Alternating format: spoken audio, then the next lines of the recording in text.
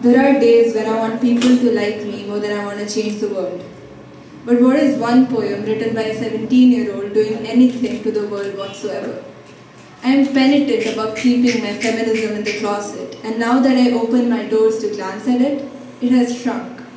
It has taken on its own place in the dictionary. It is unrecognizable. I blame it partly on how the word has been trampled upon and thrown about, that like water, it takes shape of whoever. And like water, it rushes from between my fingers until it is just a closed fist. Let us not call this a feminist poem. This is not feminism, while it has already shrunk to null behind the closed doors. This is not a feminist poem. This is a voice for people like me and you, but not myself. I am grateful, and because I'm grateful, I'm guilty.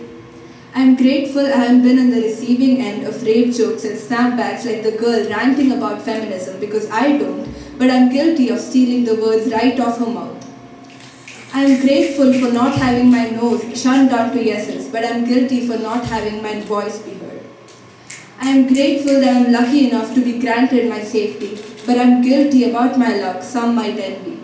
No, this isn't luck. Let's call it chance. Feminism, it has shrunk. They shut her up in words, in books and in pages, in ideas and notions, and in between numbers. Statistics and science don't guarantee her safety. This is a girl in the world. This is a 12-year-old with her future dangling between their bodies and her silence and the blood stain under the hem of her skirt. But her culture asks for babies to produce babies. Her future landed on her silence and the dowry. It's almost as if a man walked into the shop, broke the vase, and is now forced to buy it.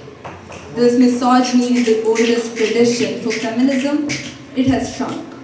She never takes the path less trodden, lest she lives what she dreamt, when her nightmares felt too real, but she was still in her bed. She doesn't want to be another one of the nation's daughters, does she?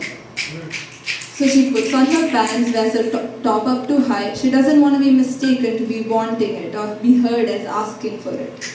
But again, which 11-year-old asks for it? We exchange broken smiles and whispered glances, but mine is cackling with questions. Do the medals weighing down her neck mean nothing until they are smelted onto a ring onto her finger? Are we too blinded by the politics of our culture while their privilege denies ours? Is safety truly about statistics, numbers, and chances and luck? And isn't silence and active violence too? And which 11-year-old asks for it? This girl, pains, feelings, grief. Grief needs time, and time is a luxury she cannot afford. So she drinks up her pain and comes to terms with the fact that they are drunk in their own freedom, heedlessly, mindlessly drunk, without having to dip their finger in the basin of liberty, without having to pray that the color of their nail polish does not change in doing so. I heard this from another girl ranting about feminism while I didn't, and I feel guilty for stealing her words right off her mouth, but they told us to come back, be safe, and they told our brothers to go out and play.